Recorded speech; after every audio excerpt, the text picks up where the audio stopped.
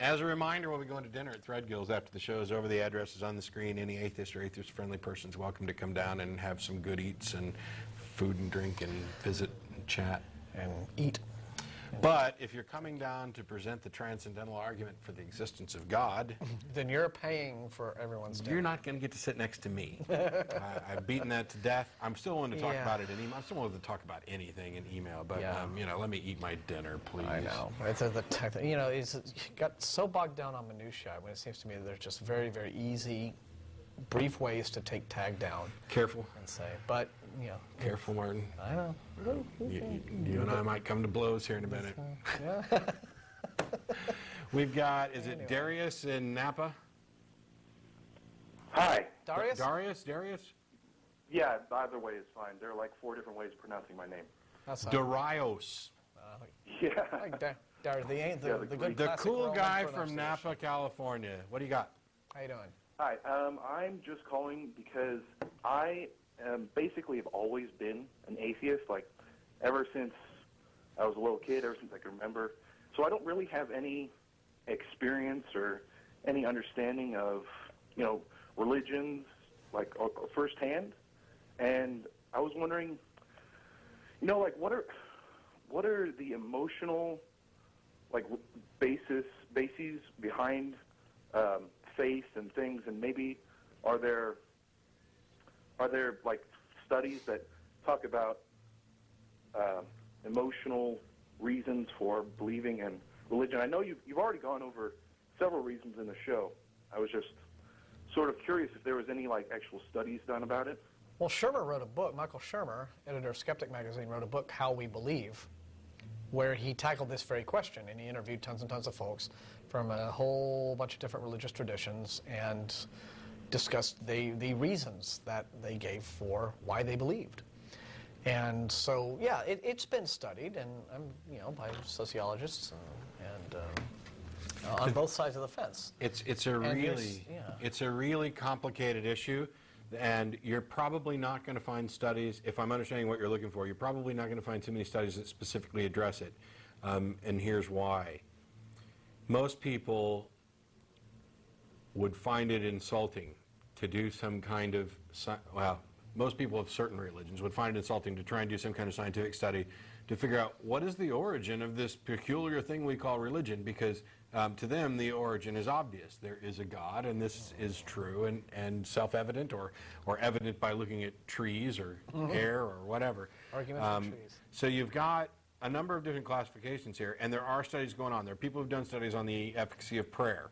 And of course, as I mentioned earlier, we find out that it's about as useful as flipping a coin, and it doesn't matter which coin you flip, just like it doesn't matter which God you pray to. There are other people working in neuroscience areas that are doing amazing work to learn how the brain works, and not just this idea of a God gene, which, by the way, is a slight misrepresentation of what was actually being discussed, but in the idea for if we figure out where the brain goes wrong, then we can learn where the brain goes right. And from there, you can go ahead and analyze any belief, any thought. It doesn't matter. I'm not saying that, you know, we're trying to find out why religions went wrong. No, that's not the assumption that's made at all. We're trying to figure out how the brain works. What are the explanations for these things? Science doesn't go in. It's not like there's a group of scientists out there who've said, religion is so clearly some kind of superstitious nonsense. Let's figure out exactly which brain disease these people might have. No. Although I'd love to see someone just come out. Big headline. Quite frankly, I think I could list a few that might qualify. Religion determined to be elaborate brain disease. Studies forthcoming. But understanding how the brain works, I mean, there are people who are looking at really interesting things, which is where I talked about hemispherectomies that result in 2 different personalities. They're electroshock that wipes out memories and personalities, and therefore you're creating almost a new individual from scratch. There's really cool diseases like, not diseases, I guess, conditions like synesthesia, where you might see numbers, or a number might have a color or a shape or things like that, about how the brain works. Then there are sociologists and anthropologists who study the historical origins of religion and which religions tie to which ones, And we already have some understanding of this way back in time before anybody had ever heard of Moses or anybody else. There were plenty of religions, and what they were these kind of animistic, shamanistic religions. And there's a progression you can almost nail down where you have this worship or reverence for the grand mysteries in nature. And then as people started explaining those mysteries, as we began to master fire, all of a sudden fire became less and less impressive as a god because, hey, we could start a fire whenever we wanted to. Fire is now our tool. And, you know, there's a period of time where fire went from something that was of the gods to a gift from us from the gods to our tool to I got a Bic lighter in my pocket. And you have this projection of self onto animals and trees and other entities around. That's where you get animals. There's a progress you get through. And there are people that are doing the grassroots thing. I'll hold this up. I don't know that this, actually, I can say, I love Guy, but this doesn't qualify, and Guy would admit that doesn't qualify as any kind of scientific research at all. It's 50 Reasons People Give for Believing in God, and Guy is an author who tackles this subject really, really well. He's not necessarily insulting or anything else. It's a good book. I enjoyed reading. We had him as a guest on Nonprofits. But they're real things that people have said when he went around to ask, you know, why do you believe in God? Well, divine justice proves my God is real. And a sacred book proves my God is real. An answered prayer proves my God is real. Yeah, there's any... better safe than sorry. As many reasons for believing in a God probably as are believers. Yeah. I've always thought, you know, coming from...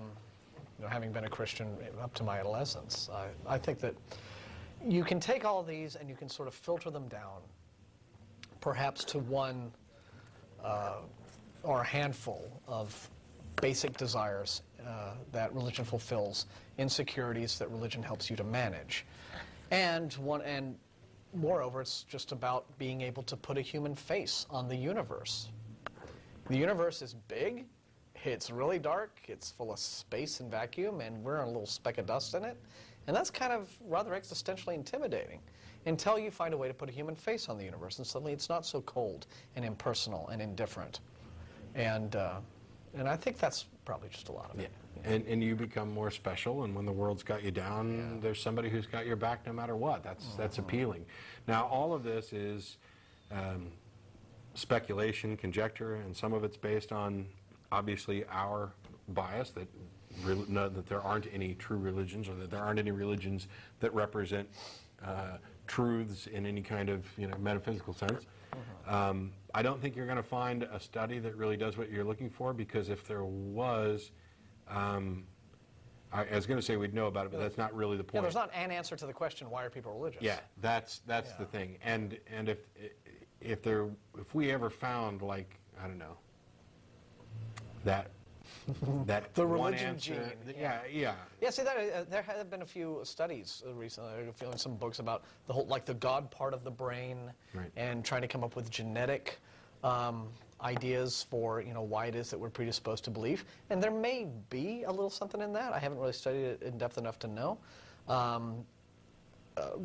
Right off the bat, I don't know that I'd necessarily find it an altogether convincing idea, or even a necessary one. You know what? We're babbling on, and the real answer is, I don't know if it's out there or not. I'm unaware of it. And no religion is as cool as having a cow on your shoulder. And I got to let you go, Darius. I'm sorry we're out of time. We got 30 seconds left in the show. We're going down to Threadgill shortly. If you're in the Austin area and you're not coming down to, I don't know, be mean, feel free to do so. There's the crew.